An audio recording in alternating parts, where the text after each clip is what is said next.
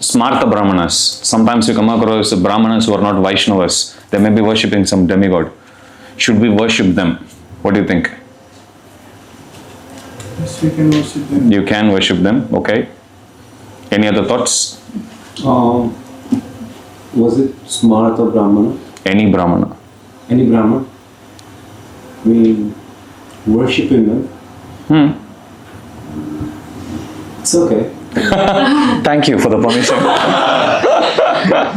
Yes. I think you mentioned how demigods are allowed to give us bhakti even though Okay, they may not be pure devotees, but they have the power of attorney to give pure bhakti to others. Just like I'm not a pure devotee, but I'm allowed to sit and speak to the extent how much ever I know in bhakti. Like that, each one of us, we don't need to wait for perfection. Normally our mind says, you yourself are not perfect. Why should you preach? How many of you agree with that statement? Hey, I'm in the wrong group here. You agree with that statement? How many of you disagree with that statement? But we can learn together. No, you had only one chance. Make up your mind. Either this or that. Okay, I say that again. Mind says you yourself are not pure. That means you're not qualified to preach. How many of you agree with that statement? Put your hand up. Okay, now you know which side I'm taking. Okay, how many of you think, despite your mind saying that, you should still go ahead and preach? Okay, I have a question for you now. Now I'll play devil's advocate. Justify why. Roman. Because you mind your mind. You don't mind your mind. Ignore the mind. Okay? Anyone else? Yes, Preeti. For example, like if we have some knowledge and if we share with other people, like the knowledge will increase and we will remember more and more things. For your own benefit, you can preach. Any other answer? I believe that good and evil reside both inside us. So before I used to smoke, but now I don't. That doesn't mean that I can't preach. Yeah. Bipin. We can purify ourselves by preaching. We can purify ourselves by preaching. Any other answer? Louder? Mercy. I feel like anything we say, regardless if we like it or not, Krishna will get the receiver to receive that message. Yes. Mercy attracts the mercy of the Lord. So our only qualification is we have the order of the Guru. That's all. That's our only qualification. If you wait for perfection, at what point in your life do you think you'll be perfect? We'll never be. Because the moment we think we are perfect, we'll fall down. Understand? So it's very, very important that we understand. Many times the mind puts us in a spin. Today morning I was reading a quote and I was sharing with some devotees. Prabhupada says the 6 Goswamis, if you look in our altar, Parampara, how many of you have made garlands for Parampara? Okay, 1, 2, 3, good. It's a good way to get their mercy. Serve them. Okay, you speak about them, talk to them, or you can make garlands for them. So, the 6 Goswamis, if you see, they all come from a very affluent, educated, scholarly background. Each one of them. Each one of them, they're not ordinary mere mortals like you and I. Prabhupada says, in a quote that I read today, Prabhupada is saying that these 6 Goswamis, they presented themselves as mendicants. But Prabhupada says that's just external.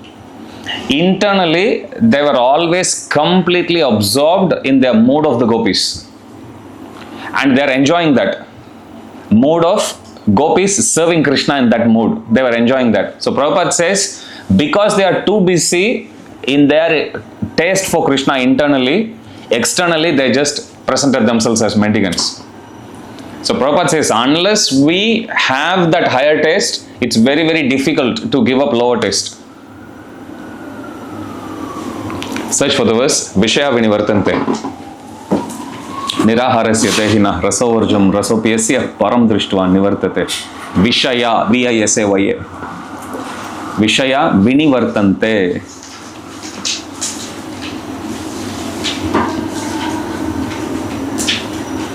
If anyone found the verse number, keep quiet. Give some time for others.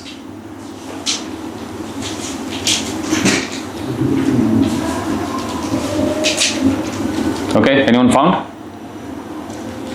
Okay, Tamang, one of the Tamang. Okay, remind me about the name again. What's your name? Lakshmi. Okay, Lakshmi. You? Anjana. Okay, Anjana. Lakshmi. You have? You don't have the book. You don't have the book. Anyone else has the book? Chrissy, you have the book? Do you found the verse number? Okay, who found the verse number? Put the hand up. Is it Vishay with the B or B? Okay, Prashun. 2.5. 2 point? Okay, read the verse. Is that mobile phone? Okay, read. I'll give you a concession. Because he's busy doing the service for all of us. Yes, read the verse first. Visaya vinivartante. Vishaya vinivartante Nivarsadehina. niraharasya dehina Rasavarjam rasopiyasya. rasovarjam rasopiyasya Param drishtva nivartate. param drishva nivartate. Gyalbo, read the translation. Though the embodied soul may be restricted from sense enjoyment, the taste for sense object remains, but seizing such engagement by experiencing a higher taste is fixed in consciousness. Okay, and remember that word higher taste. Param drishtva nivartate. Unless somebody has a higher taste, giving up lower taste is very difficult. So sometimes you come across, when you read about the Goswamis, when you read about some Babajis who are still there in Vrindavan, okay, some Maharajas, some Babajis, we think, wow, they are going through austerity. I'll also give up everything, give up my studies, give up my job, give up my family, everything, and I'll go to Vrindavan. I'm staying in the Dham. How long do you think you will stay in the Dham if you go with that mood? Without having the adhikar, without having the qualification. You know what Prabhupada replied to one disciple when he said, Prabhupada, I would like to come and settle in Vrindavan. Prabhupada said, there are already enough monkeys in Vrindavan. And Prabhupada explained, if we go to Vrindavan and if we commit any aparadha, commit any offenses, then we will be born in the next life as animals only.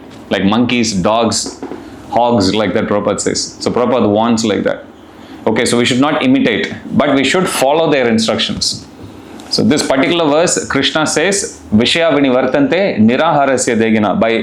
But if you want to give up something, you can't just let it go like that. In order to let go, you need to have some other higher level of taste on something else, more greater. Then once you catch hold of that, it's much easier to let go. But if we don't do that one and artificially kick away this also, then you'll be lost. There are many, many examples like that. Okay, so we should never think that I don't need mercy of demigods. Demigods are fallen. I don't need anyone's help. And I also won't do anything. I'll just sit and criticize.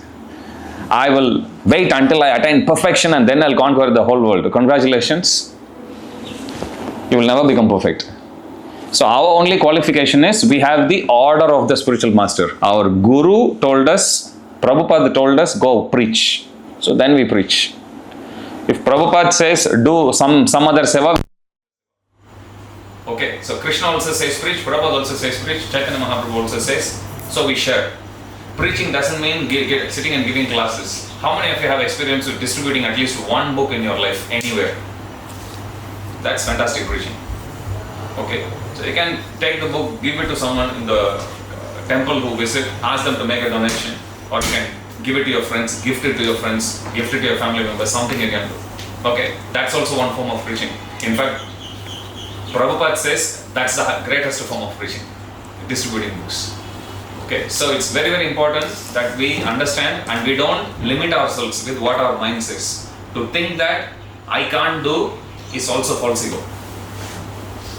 To think that I am the best, that is also false ego. Both are done on the bodily platform. In both the perspectives, there is no Krishna in the equation. Understand? To think that I am the best here, false ego. To think that I am so fallen, I cannot do, that is also false ego. So we should think, I am not qualified on my own, but Krishna told me, my guru instructed me to preach. Oh Prabhu, but my guru didn't say. Prabhupada is our Siksha Guru, he has told all of us to preach. So we should share whatever that we have. I think Preeti mentioned about that. If you have something, you can share something with others, understand? Because you are relishing something works for you. So why should you be Kripana? Kripana means, it's opposite of Brahmana. Brahmana means liberal. You know the story of Dronacharya. Dronacharya had a friend, Drupada. So Dronacharya, in one instance, he was insulted by Drupada, who is the father of Draupadi. So what Dronacharya did was, later on when he became the guru of the Pandavas, he said, I want Drupada to be defeated. Drupada is his friend. I want Drupada to be defeated, that king to be defeated, and I want him to be brought to me alive. Arjuna does that. Arjuna, Bhima, they go, conquer, and they come back. So then Dronacharya tells him, now because you are conquered, your whole kingdom belongs to me, because my disciples have given the whole kingdom as Dakshina. But because we both used to be friends, you were very much ashamed to accept my friendship in public. Nevertheless, I will be true to the code of friendship. So what I would do, I won't take the whole kingdom. I will divide the kingdom into half and I will give you as gift. You take half, I will enjoy the half. So when Drupada was insulted like that back by his friend, he went and performed a yajna. And as a result of that yajna, Draupadi and Drishtadyumna, they both are born straight from the fire. Now Drishtadyumna was gotten from the fire of sacrifice on the basis of the request of Drupada to the Brahmanas. So he requested the Brahmanas, please get me a son who will be able to kill Dronacharya. So when this boy was born, or this youngster was born, Drishtadyumna, guess who Drupada sends him to for education? To Dronacharya only, to the same person for whom he was destined to kill. Now listen to this. So when Drishtadyumna goes to Dronacharya, Dronacharya knew very well this person was born to kill me. Still what he does is, as a liberal Brahmana, he teaches him everything on the art of warfare, art of weaponry. That's Brahmana. Prabhupada says that's a liberal Brahmana. Prabhupada writes that in the very first chapter of Bhagavad Gita.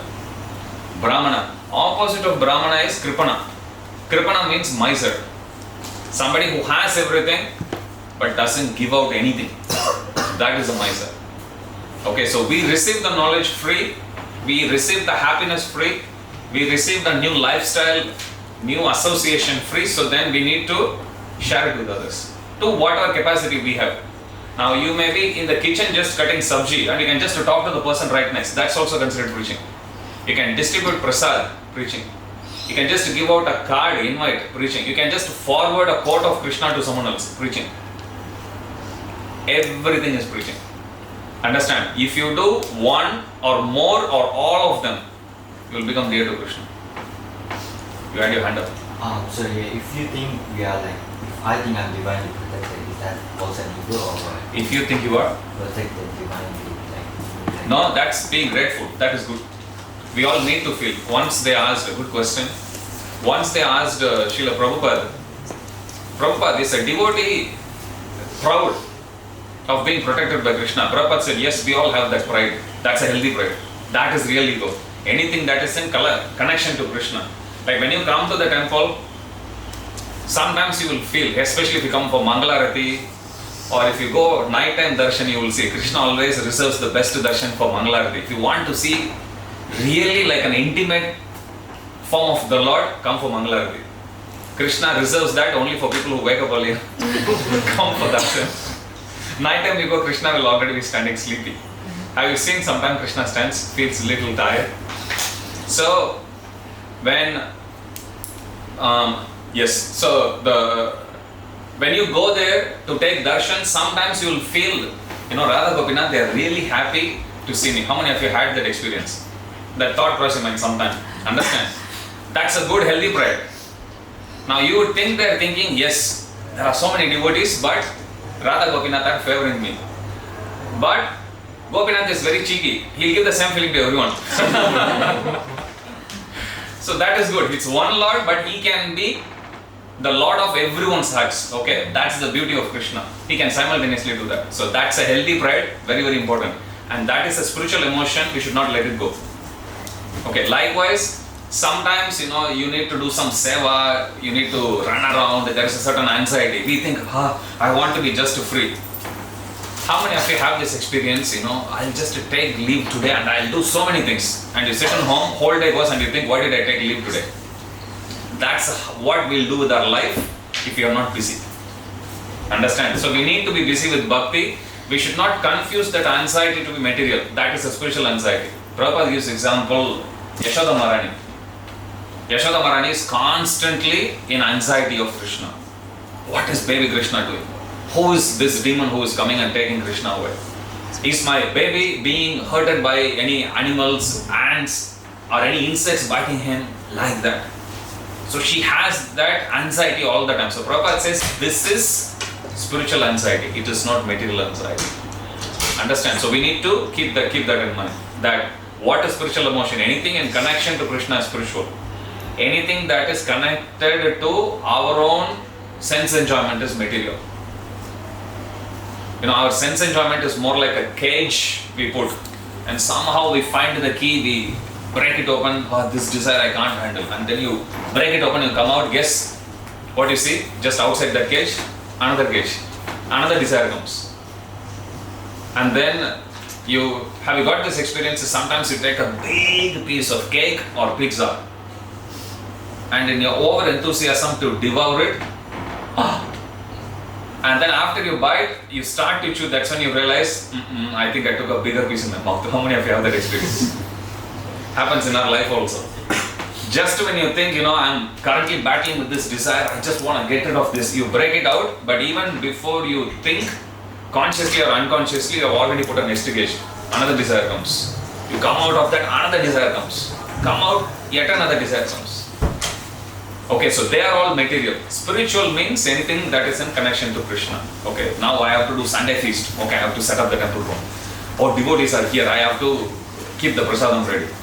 Or some Maharaj is coming, okay, I need to set up the hall. Any service related, anything which is related to your sadhana, anything which is related to bhakti, that is spiritual, that's not material. Externally it looks material. Sometimes even devotees are bewildered. They think, I don't want to deal with any of this anxiety. I just want to be free like that. Free means, that's why I gave example. We don't know how to deal with our free time. We need Krishna there. Okay? Let's continue today. I'll come to the questions later. We'll read some more, another 5 minutes and then we'll go. Who's the next in turn? Okay, Preeti or Krisi, one of you read. In the material world. In the material world, we produce riches and wealth in many ways, but sometimes not in very Krisi? I can hear the AC sound louder. In the material world, we possess riches and wealth in many ways, but sometimes sometimes not in very honest and pious ways, because that is the nature of accumulating wealth. According to Vedic injunction, therefore one should purify such wealth by giving cows and gold in charity to the Brahmanas. A newborn child is also purified by gifts of grains in charity to the Brahmanas. In this material world, it is to be understood that we are always living in the contaminated state. We therefore have to purify the duration of our lives, our position of wealth, and our self. We can purify our duration of life by taking a daily bath and cleaning the body inside and outside, and accepting the 10 kinds of purificatory processes by austerities. By austerities, by worship of the Lord, and by distribution of charity, we can purify the possession of wealth. We can purify ourselves by studying the Vedas in order to understand the absolute truth and achieve self-realization. It is therefore stated in the Vedic literature that by birth everyone is born a Shudra, that by accepting the purificatory process one becomes twice born, that by studying the Vedas one becomes a Vipra, which is The preliminary qualification for becoming a Brahmana. Preliminary means like a prerequisite, something that has to happen prior. Yep, go on. And that when one perfectly understands the absolute truth, he becomes a Brahmana. And when the Brahmana reaches further perfection, he becomes a Vaishnava or a devotee. Okay, it's 7:20. We can go to the temple room, offer the lamps and come. Then we continue after.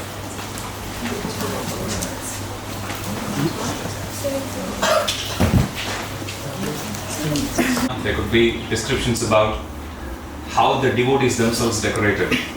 Generally, there is a school of thought or misconception that because we are not the body, we should not present ourselves properly, which is wrong. Sometimes you would see, devotees in the name of practicing Krishna consciousness, they neglect. Okay, even if it is cold outside, they don't cover their body properly. They walk barefoot and they catch cold, or they catch fever. They get sick. Sometimes you will see students in the name of practicing Krishna consciousness, they neglect their studies. Or even people who work, they think everything Krishna will do and they do nothing. So when it comes to maintaining the balance, understand what actions we do is still within our hands only. Results is with Krishna. But if we don't do our part, Krishna won't do his part. Prabhupada would often say, God helps those who help themselves.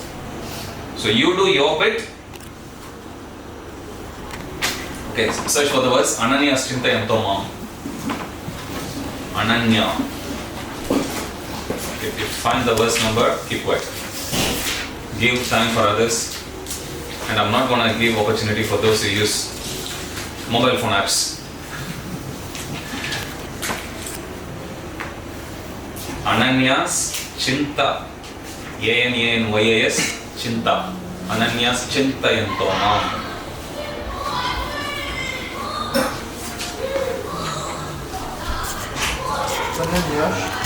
Chintayanto Mam. Okay, keep quiet if you know the verse number.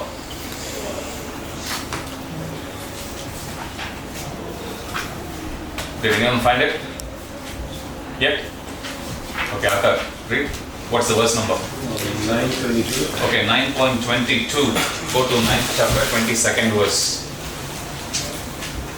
This verse, Krishna tells what is our part and what is his part.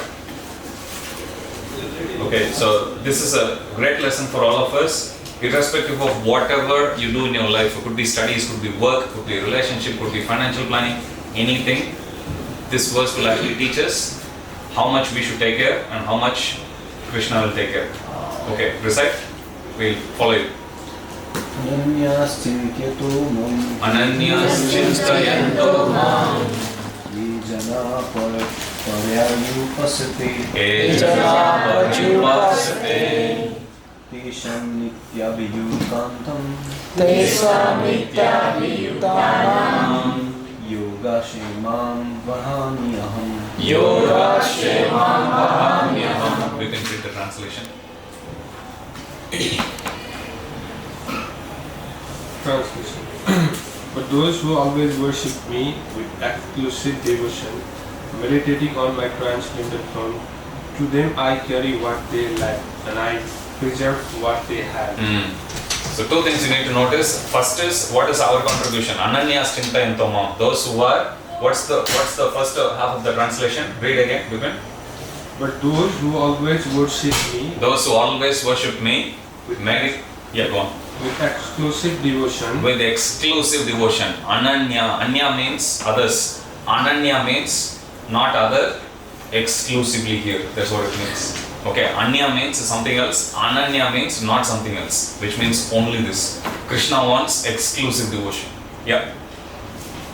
meditating on my transcendental form, So worshipping with exclusive devotion, meditating on my transcendental form. This should be the focus in our life. Whatever activity that we do. You can be studying, you can be sitting in the class, you can do anything in life. You can buy a home, you can do anything. But focus should always be that I am a devotee of Krishna and I am doing this as a service for him. That should be the mood. If we do any activity with that mood, then Krishna is saying, Ananyas Chintayanto Mam, Ejana Paryupashyate, Tesham Nityabhiyuktanam, Yogakshema Mahamyaham. Yogakshema Mahamyaham means we may do something, but we may be lacking something. Let's say you are supposed to do 100% of the work. In place of doing 100%, you are attempting sincerely, but you are able to do only 70%. But if you do up to 70% properly, Krishna will then do the 30%. But if you don't do the 70, Krishna won't do the 30. Now normally our tendency is, let Krishna make me rich, then I'll be a good devotee. Correct? let Krishna, I'll tell you something which is more close to your heart. Let Krishna give me the PR, then I'll become a good devotee. We don't. We think like that. You know what Krishna is thinking? Let this devotee become a good devotee, then I'll give him PR, like that. Who do you think will win in this tug of war? Krishna or you? Krishna. Understand? So, we don't need to wait until Krishna gives us something. In fact, that's not how you gauge how much Krishna loves you. You focus on what you can give to Krishna, what you can offer to Krishna, mentally. At least you can. If we do that, then Krishna will carry what we lack. Not only that, whatever we have already gotten, Krishna will also preserve or protect what we have. So Krishna does both of them. One is providing us what we don't have. Second is to protect what we already have. These are the two anxieties we have, right, in life all the time. People who have something, they always are worried somebody is going to take it away. So there's that type of fear. And people who don't have something, they always crave to have something. Krishna satisfies both. That's what Krishna says in this particular verse. Okay. So it's important that we understand that we do our job properly.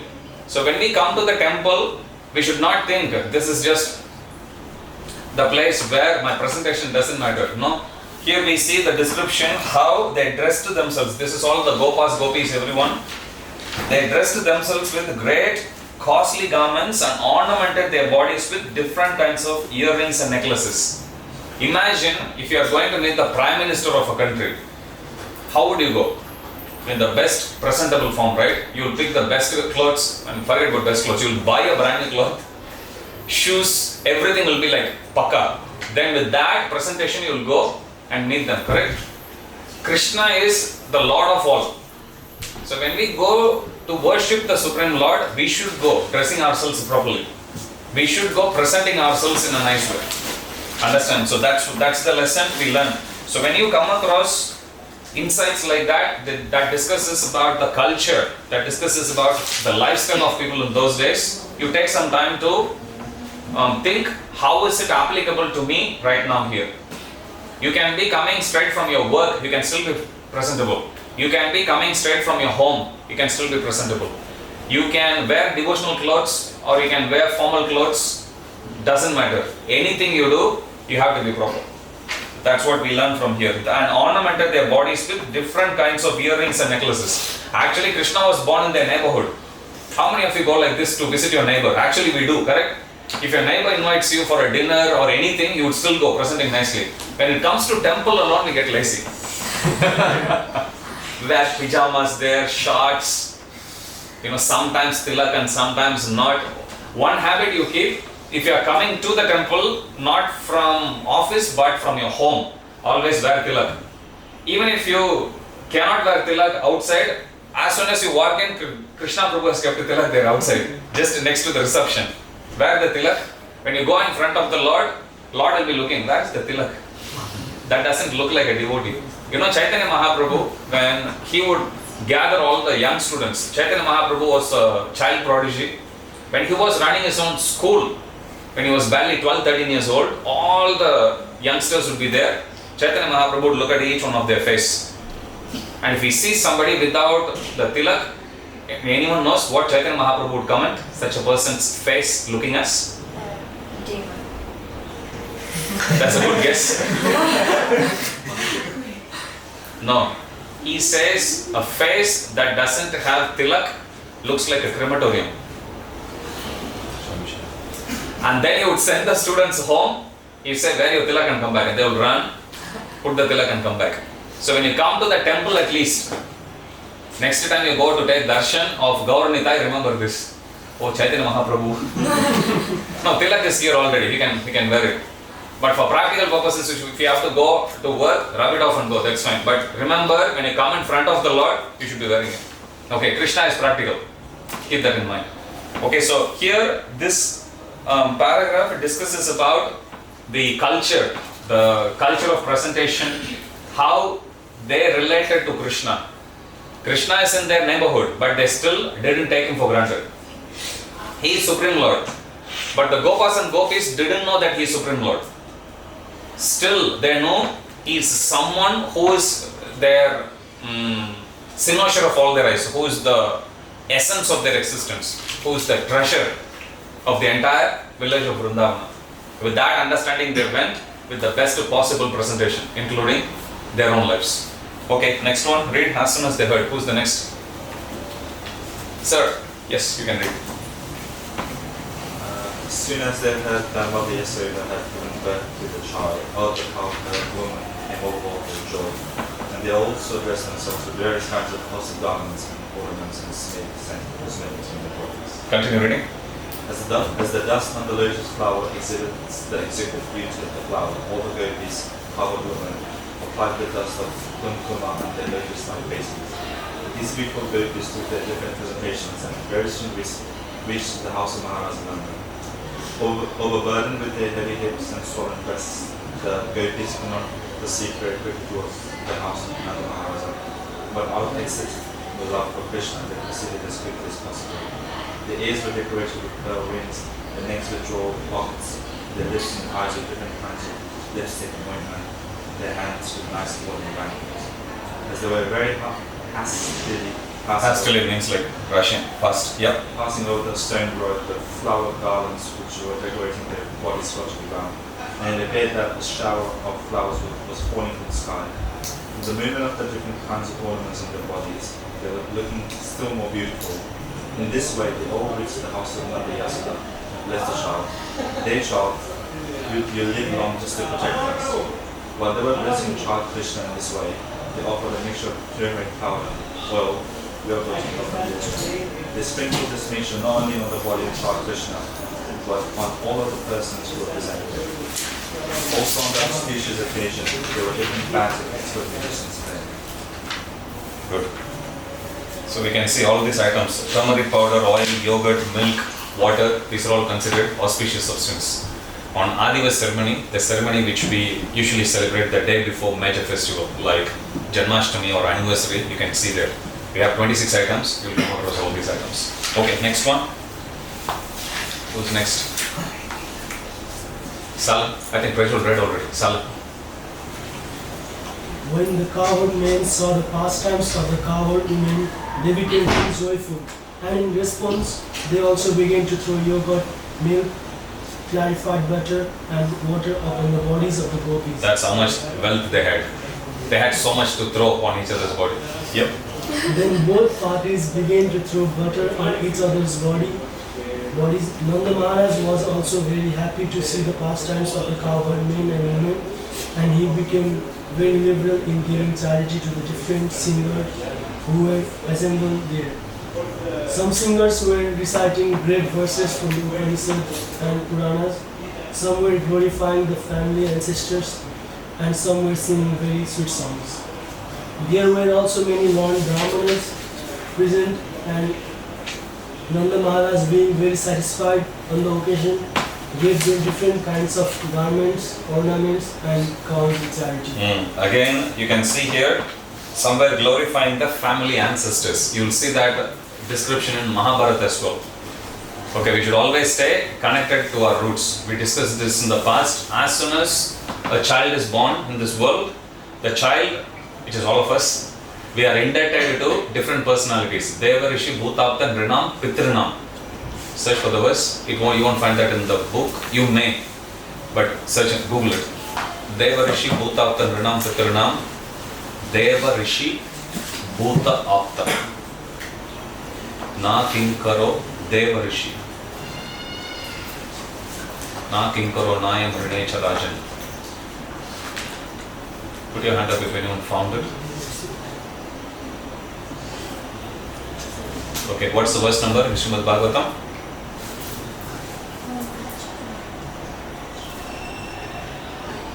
I just found it. Okay. Anyone find it? Louder? 11.5.41.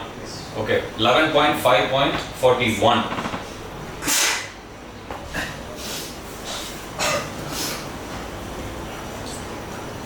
Okay, who has the verse handy?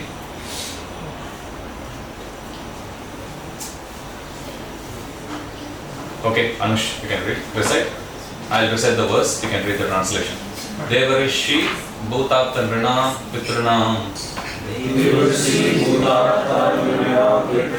Na Kinkaro Naya Mrine Charajan Vatmanayam Sharanam Sharanyam Gado Mukundam Parihritya Kartam. Okay, read it loud. O King, one who has given up all material duties and has taken full shelter of the lotus feet of Mukunda, who offers shelter to all, is not indebted to the demigods, great sages, ordinary Start from demigods, slowly read out each one of those 8. Demigods. Who offer shelter to all, is not indebted to the demigods, great sages, ordinary living beings, relatives, friends, mankind, or even one's forefathers who have passed away.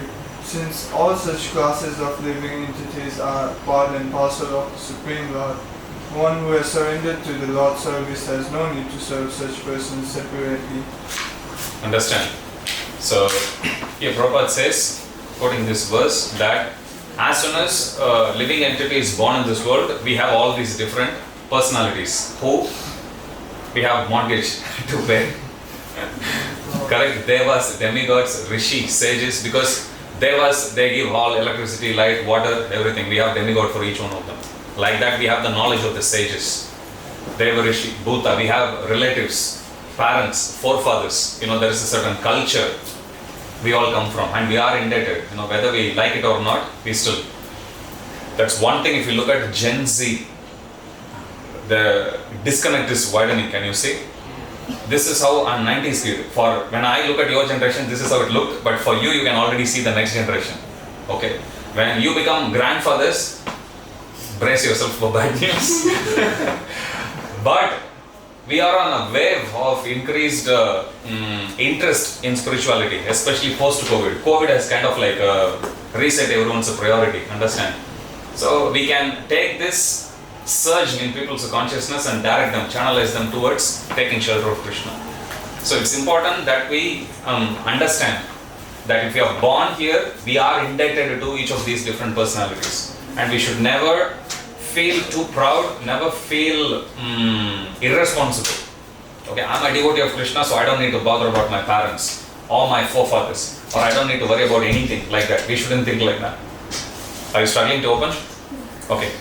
So we should not think, or we should not be worried that, oh, I'm a devotee of Krishna, so I shouldn't be worried about any of this. True. This verse actually says that if you are worshipping Krishna, you are no longer indebted to any of them. That doesn't mean you should feel ungrateful to all of them. Correct?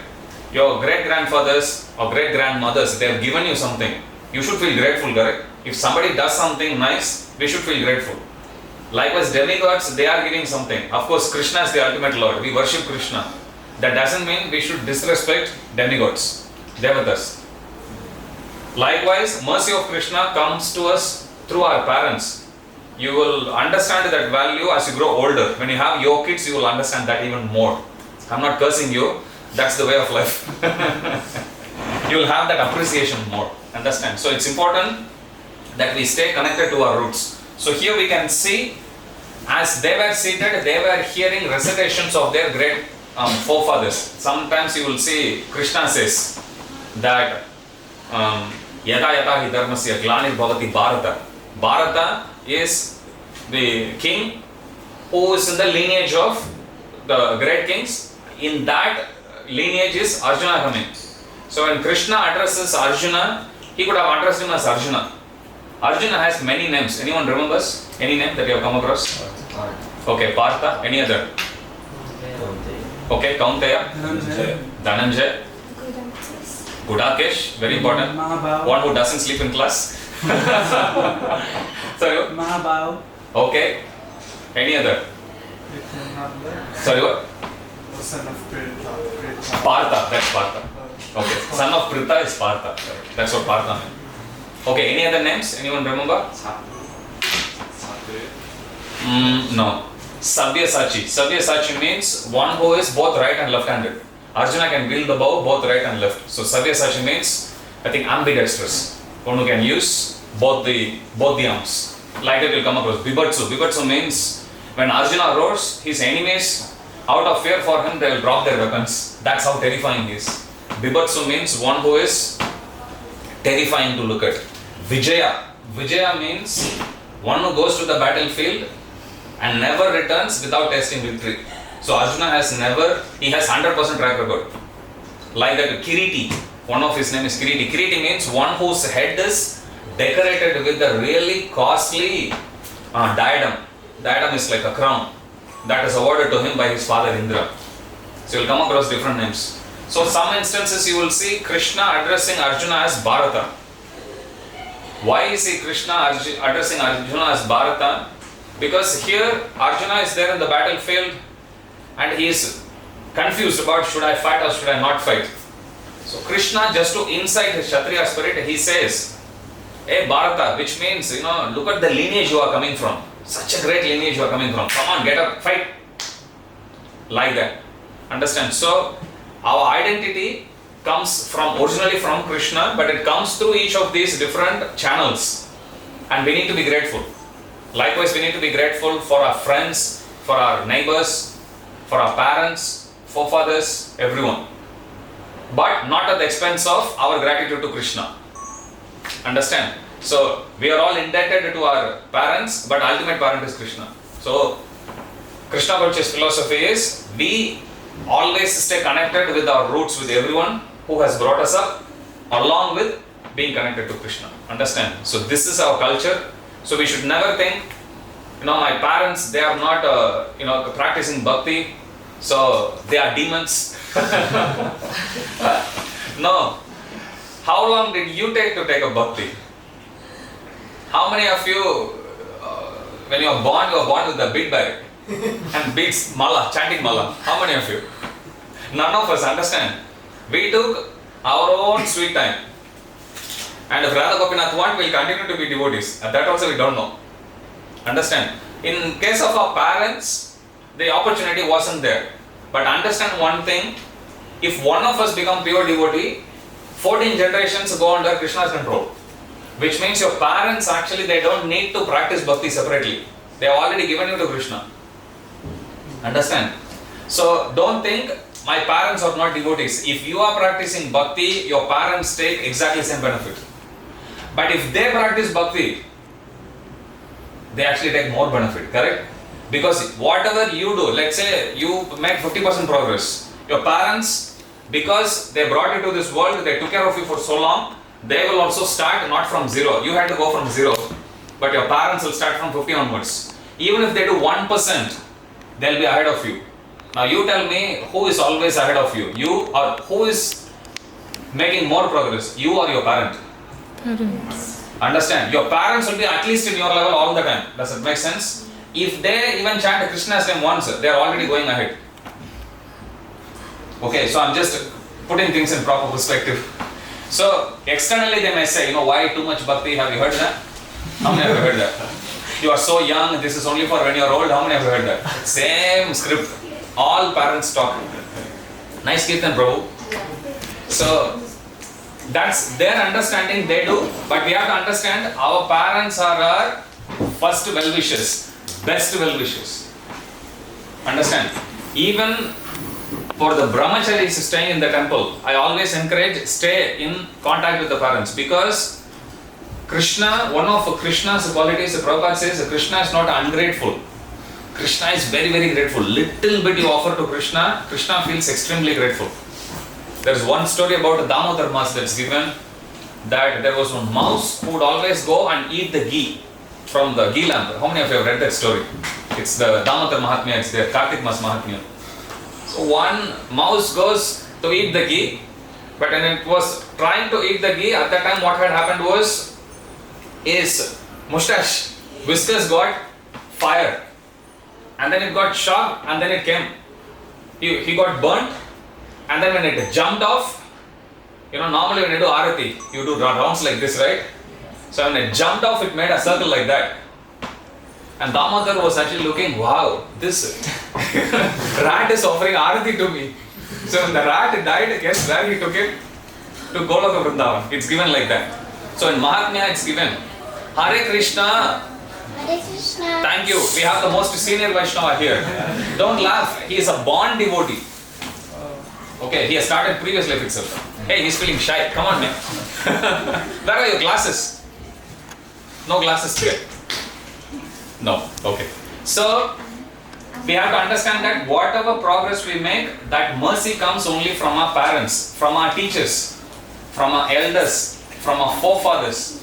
So Krishna's quality is to be grateful. If you are followers of Krishna, we also need to have that quality of being grateful for everything.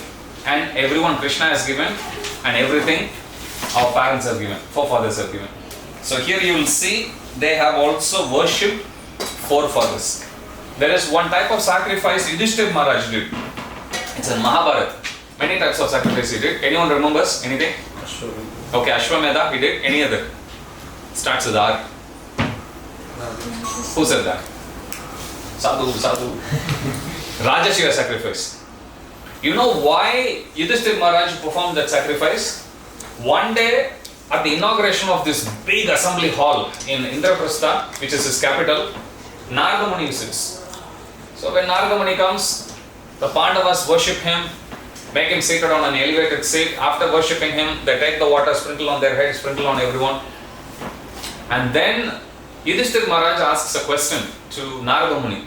Oh my dear Narada, you have been to so many different places, decorated so many assemblies, you have been to Heavenly Kingdom, you have been to Swargaloka also, you have been to Brahmaloka where Lord Brahma lives. So, and you can see this beautiful assembly hall that's been constructed closer. That's been constructed here by Maya Danava. So can you tell us, is there any other assembly which is as good or even better than my assembly hall? Yudhishthira Maharaj very humbly asks. In answer to that this question, Yudhishthira Maharaj starts to describe different assembly. If you read that section, it's very beautiful. And he says, Indra's assembly is so big, it's like hundreds of kilometers long. That's how long it is, he says. Then he describes about Brahmaloka. Brahmaloka's assembly hall, every item there is very conscious, which means, let us say you look at a nice asana, you look at it and you think, wow, it looks very nice. As soon as you understand it, immediately it will change its form. So nothing will be static there, everything is constantly changing, almost like spiritual world. And then he says, whichever assembly he says, he also says along with each of the great personalities who are all seated. So when he describes about Indraloka, he says, so there Indra seated on this golden throne with Sachi Devi, who is his wife by his side, he hears the glorification of all the sages reciting the poems. And as he hears like that, he says, right next to him is the great celebrated king by name Harishchandra. Anyone heard about this name Harishchandra? Known for what? Harishchandra, when I say Harishchandra, what comes to you? Synonymous to his name. He always speaks the truth. I said the same thing. He doesn't lie, he always speaks the truth. He is there, he says, now Yudhishthira Maharaj gets curious, hey, what about my dad? And then Narada Muni continues to describe, and then all the Pandavas say, please continue to describe, because they want to hear where Pandu is at that time. So he describes, finally he says, he goes describing about Samyamani, which is the capital of Yamaraj. So there, Yamaraj doesn't live in hellish planet. Okay, he lives in a very big palace, golden palace. So there he describes about Yamaraj's palace, and there he says, in that assembly are great celebrated kings of this world, including your father Pandu. Now the Pandavas get curious. They ask Narada Muni, we thought our father will be in heavenly kingdom along with Indra. Why is only Harichandra there and not my father? When he asks that, at that time Narada Muni says, in order for someone to go and be in Indraloka, they should have performed Rajasuya sacrifice. If they can't do, at least their descendants should do. Now the thing about Rajasuya sacrifice in comparison to any other sacrifice, let's say Ashwamedha sacrifice, one king can do Ashwamedha sacrifice, some other king at some point of time also can do Ashwamedha, no problem. One king can do Ashwamedha, another king can do Vaishnava Homa, no problem. Rajasuya sacrifice means if one king performs a Rajasuya sacrifice, as long as the king is alive, no other person is allowed to perform Rajasuya sacrifice. They can perform, but gods won't accept. Okay, it's a very special type. So then he asks him, so is that how Harichandra went? Then Narada Muni says, yes, that's how Harichandra went to heavenly kingdom. So because they were very keen to promote their father from the Yamaloka all the way to Swargaloka, that was their impetus. Then all the Pandavas, they group and they talk amongst each other and they say, our father is right there. He is such a great devotee. He is fit to be seated there. So then let us do whatever we can. And then he asks Krishna, and then Krishna says, yeah, perform Rajasuya, I'll help you. That's how Rajasuya sacrifice they perform. So here we can see the Pandavas, how devoted are they to their father, even after his departure.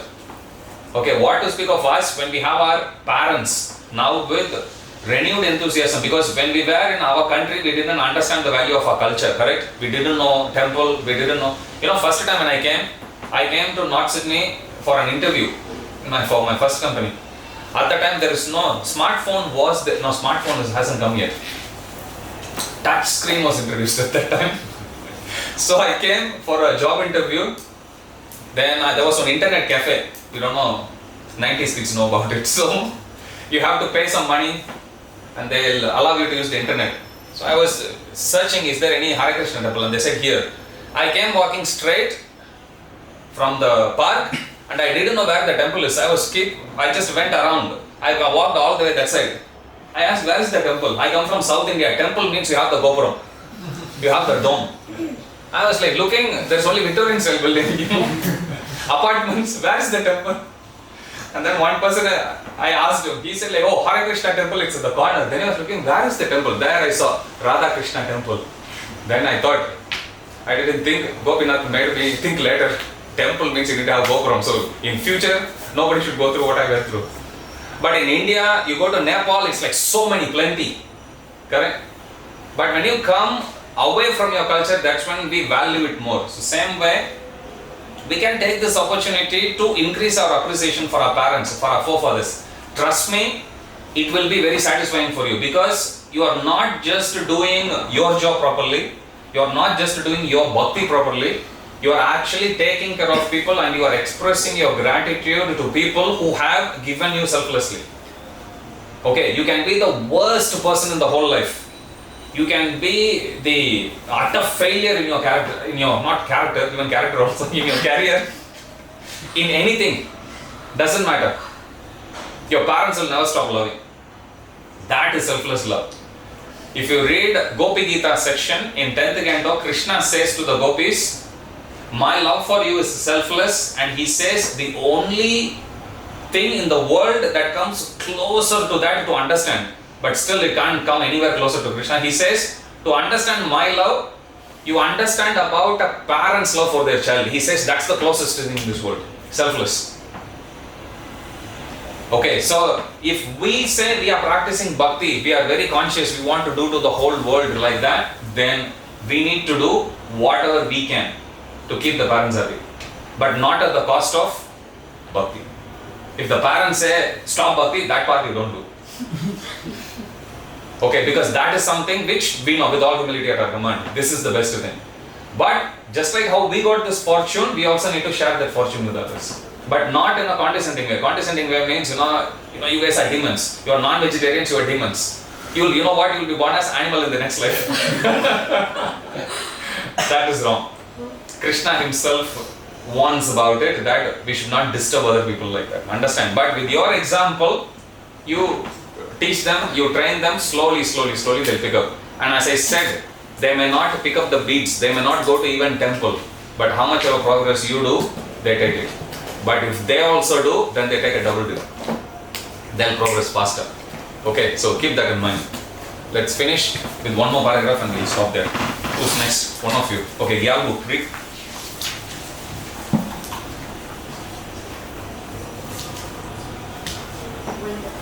He became very liberal in giving charity. It's in page number 53. Last paragraph. Just read the last paragraph. When the cow herd meant. When the cowherd men saw the pastime of the cowherd women, they became very joyful, and in response, they also began to throw yogurt, milk, clarified butter, and water over the bodies of the gopis. Then both parties began to throw butter on each other's bodies. The Maharaj was also very happy to see the pastime of the cowherd men and women, and he became very liberal in giving charity to different singers who were assembled there. Some singers were reciting great verses from Upanishad and Puranas, some were glorifying the family ancestor, and some were singing very sweet songs. There were also many learned brahmanas present, and Nanda Maharaj became very satisfied on this occasion and gave different kind of garments, ornaments, and cows in charity. Yeah, here's the next paragraph. Next one. Pravesh. It is very important to note in this connection how wealthy the inhabitants of Vrindavan were simply by raising cows. All the cowherd men belonged to the Vaishya community, and their business was to protect the cows and cultivate crops. By their dress and ornaments and by their behavior, it appears that although they were in a small village, they still were rich in material possessions. They possessed such an abundance of various kinds of milk products that they were throwing butter lavishly on each other's bodies without restriction. Their wealth was in milk, yogurt, clarified butter, and many other milk products, and by trading their agricultural products, they were rich in various kinds of jewelry, ornaments, and costly garments. Not only did they possess all these things, but they could give them away in charity lavishly, as did Nanda Maharaj. Hey, so you can see the wealth, real wealth of the residents of Vrindavan. Continue next week. Jagat Guru Srila Prabhupada ki jai, Shri Shri Radha Gopinath Bhagavan ki jai, Shri Prabhupada ki jai, Jai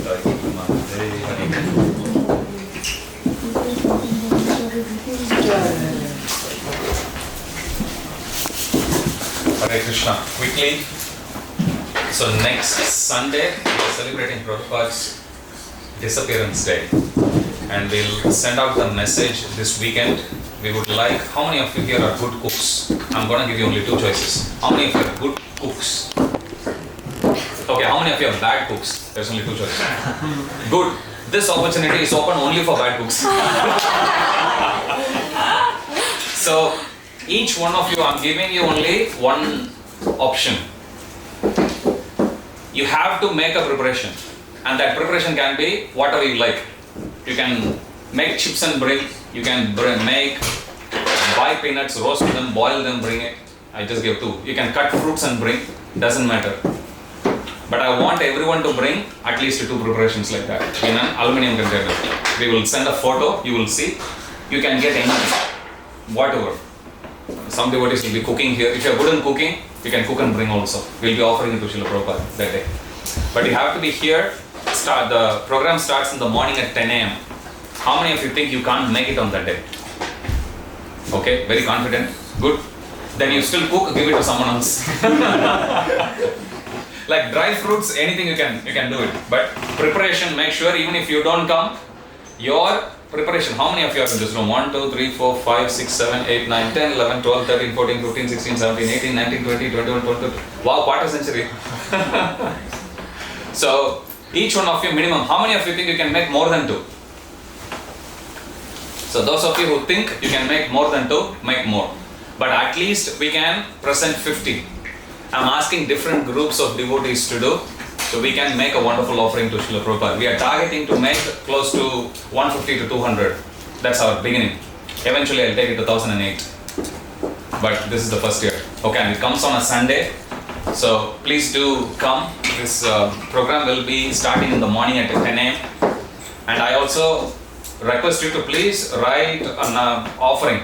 Can be in a simple language, whatever that you feel you want to express to Srila Prabhupada. And I'll give a name. You can give I'll put the details in the WhatsApp message. So whoever likes to read out your offering, you can send the details to Salem, and on that day we'll call you out. You can come forward and you can read. Don't feel shy. That's why I said it's false ego to think I'm not qualified. False ego. To open the paper and read. How many of you normally talk with your friends? Is there anyone in this room who doesn't talk at all? So everyone, like that, you treat Prabhupada, he's your friend. he's your spiritual master, and you are expressing your words of appreciation, your words of gratitude to him. Okay, anything. There is nothing called good offering and bad offering. I'll tell you one example. Once they were celebrating Prabhupada's Vyasa Puja. This is in late 60s. And Prabhupada is teaching the disciples how to worship him on Vyasa Puja, because Prabhupada had to teach even that also. So devotees were busy offering, and there were some devotees in the kitchen cooking. And there was one devotee who was just looking, like a sneak peek, he was just looking. Prabhupada got him. He said, like, come here. And he's like, Prabhupada, like this, it doesn't matter, come.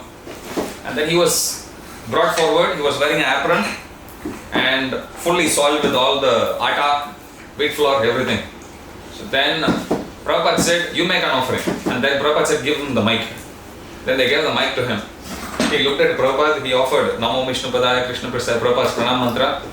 And he says, I like Prabhupada and I like making chapatis for Prabhupada. That's all offering. Prabhupada really liked that offering. Prabhupada laughed. So your offering doesn't have to be something so big. Some simple words of appreciation. If somebody does something good to you, how will you speak? If you can stand there and speak longer, good. I tell you, knowing all of you, you will always have problem with the first gear. And then after that, stop, finish, come back. Okay, but it's a wonderful opportunity for us to express our words of appreciation. Trust me, you will feel good that I have expressed my gratitude to Srila Prabhupada, but in the process, you will also inspire other people also who are sitting there and thinking, wow, this is how Srila Prabhupada has inspired this particular devotee. Yes, Prabhupada has inspired me also. Okay, so it's very important we put our shyness aside, humility aside in this occasion, because these are the excuses we give. Your lack of qualification aside, and simply come forward and speak a few words on Srila Prabhupada. You can write it, read it out, doesn't matter. We already had, I think, Anshu did it and Prashun also did on Prabhupada's Vyasa Puja. They both did. Beautiful offering. Okay, yours doesn't have to be longer, shorter. If you want to make a long offering, go for it. Okay, so these are two things. Humble request. So please do make an effort. And this is the only festival which, as a youth group, we are taking the responsibility to run starting from this year. For those of you who can't make it on that day, if you still want to participate, the day before we'll be doing the decoration, you are still welcome to join. We'll share the details in the group. So it will be next Monday is the event, Saturday also you are welcome to come. Okay. Saturday evening you'll be coming for the decoration. So it will be Saturday evening. Anyway, we'll send the message out tomorrow morning. So please do contact the parties concerned there. Okay. Prasad, please bring in. Okay, any questions? You can shoot. If any of you have to leave, feel free. Class is over. Yes. I have two questions. You can ask 2 questions. You can ask 3 questions also. No problem. Yeah.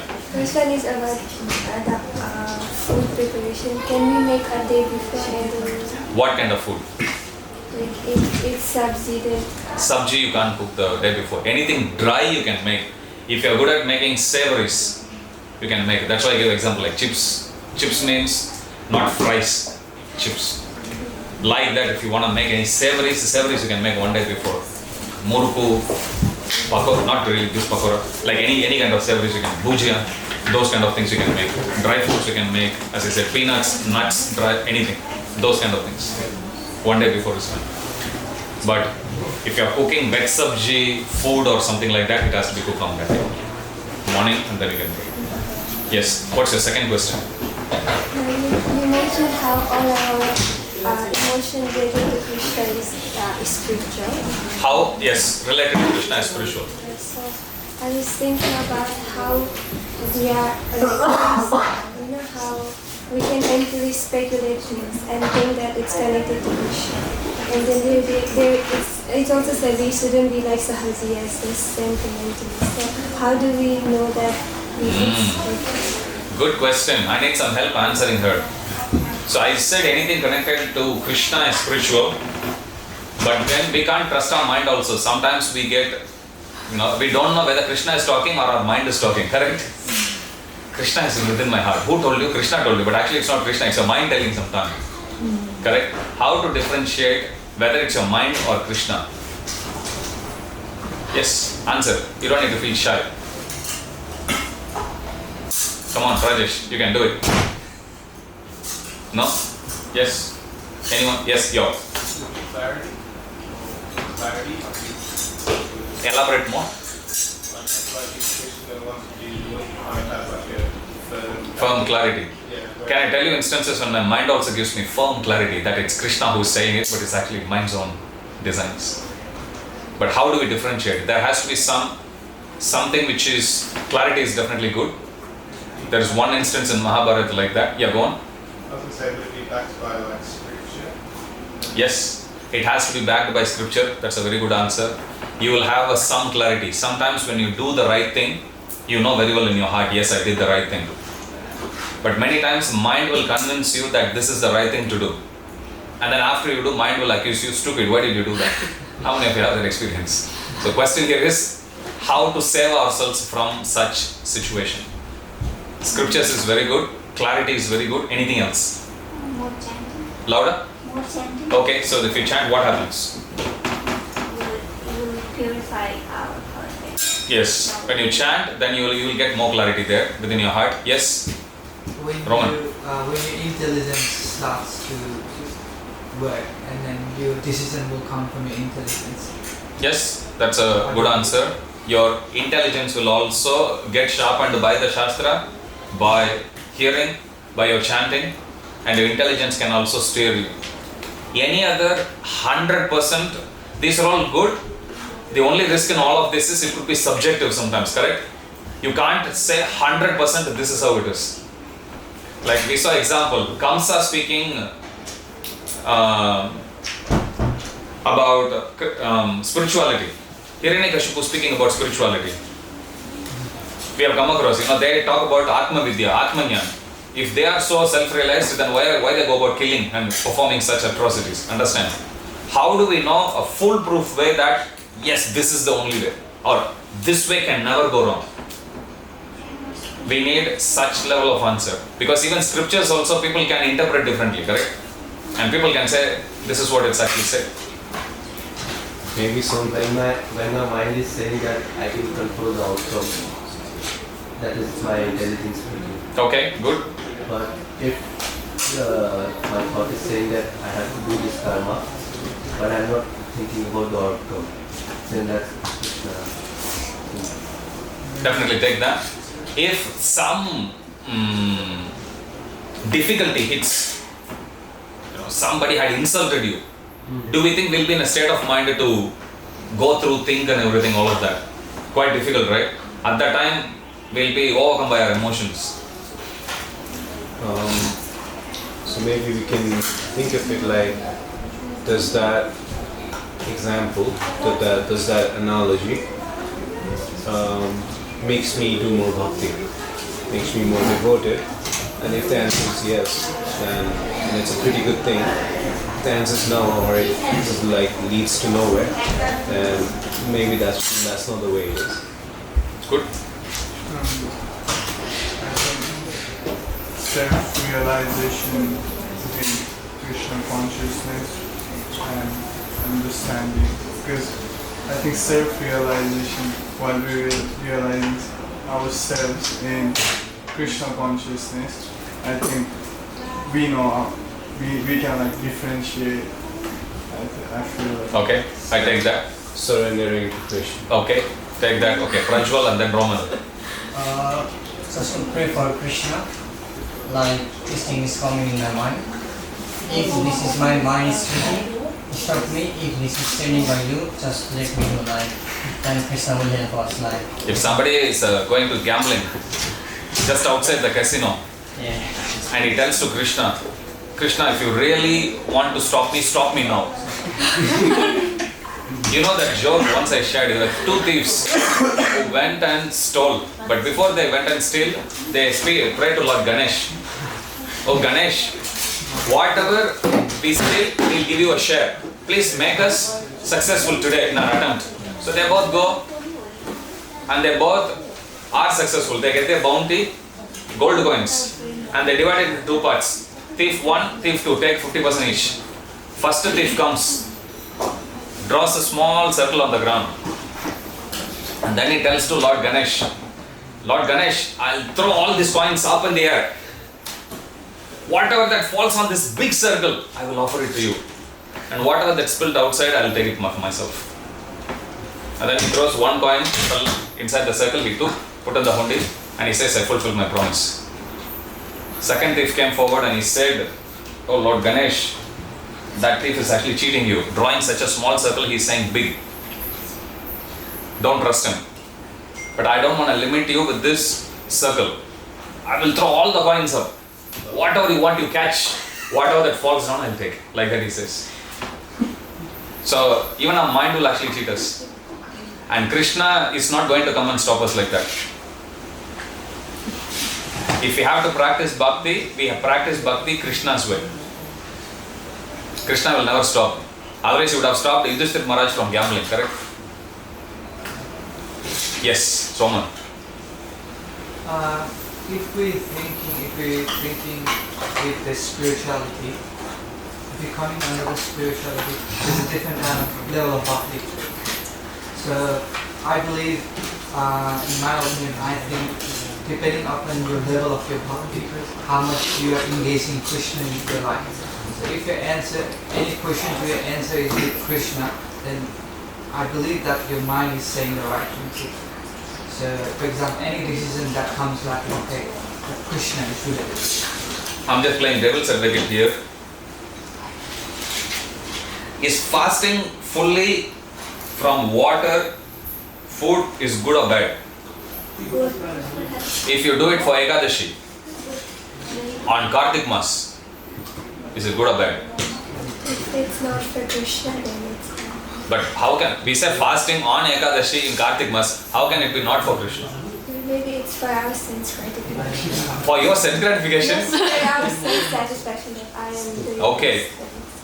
So whole point here is, they asked same question to Srila Prabhupada, what she asked, how do we know? Prabhupada gave a very simple answer but foolproof answer as usual. Prabhupada said, reciting the last verse of Guru Ashtakam, which we sing every day during Mangalarati. Yasya prasadat bhagavat prasado, yasya aprasadat nagati kutopi. If the spiritual master is pleased, then Krishna is pleased. If spiritual master is not pleased, nagati kutopi. That means Krishna is not pleased. So to answer your question, whether it's our emotion, whether it's our mind, we always cross-check it with our Siksha Gurus and Diksha Guru if possible. If Diksha Guru accessing is not possible, we should at least take it from Siksha Gurus. Okay, so